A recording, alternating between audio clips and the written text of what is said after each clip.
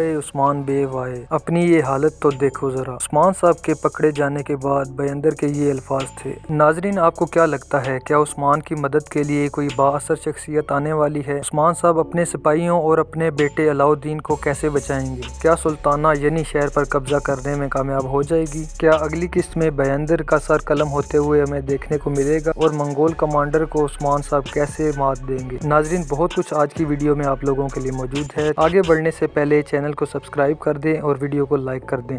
جیسا کہ آپ نے ٹریلر میں دیکھا کہ بیندر عثمان صاحب کے سامنے آتا ہے اور انہیں کہتا ہے کہ آپ کی یہ حالت دیکھ کر مجھے بہت ترس آ رہا ہے، جس کے جواب میں عثمان کہتا ہے کہ گیدڑ کی حکمرانی تب تک ہے جب تک بھیڑیا اپنے پاؤں پر کھڑا نہیں ہو جاتا، اور یہ کہہ کر عثمان ایک زوردار ٹکر بیندر کے منہ پر دے مارتا ہے، جس سے واضح ہے کہ عثمان اپنی حکومت میں آتے ہی سب سے پہلے بیندر کا سر اتارے گا۔ دوسری طرف سلطانہ یعنی شہر میں موجود ہوتی ہے اور ملعون خاتون اور بالا خاتون کو یہ کہہ رہی ہوتی ہے کہ اب تمہارا بھی نمبر آنے والا ہے، جبکہ بالا خاتون یہ کہتی ہوئی دکھائی دیتی ہیں کہ ہمارے لیے حکومت ضروری نہیں ہے، ہمارے لیے ہمارا مقصد اور عثمان صاحب کا حکم اہمیت رکھتا ہے۔ ناظرین، بالا خاتون کی اس بات سے ہمیں معلوم ہوتا ہے کہ ضرور عثمان صاحب کا کوئی منصوبہ ہے جس کا بالا خاتون کو علم ہے، اور اسی منصوبے کی وجہ سے یعنی شہر پر سلطانہ قبضہ کرنے میں ناکام رہے گی۔ جبکہ ناظرین، آپ لوگ اس بات سے بھی حیران ہوں گے کہ عثمان صاحب یہ جانتے ہوئے بھی کونیا محل میں پہنچ گئے کہ وہاں پہ منگولوں کی حکومت ہے۔ آپ کو کیا لگتا ہے کہ کیا اس کے پیچھے بھی عثمان صاحب کا کوئی منصوبہ ہے،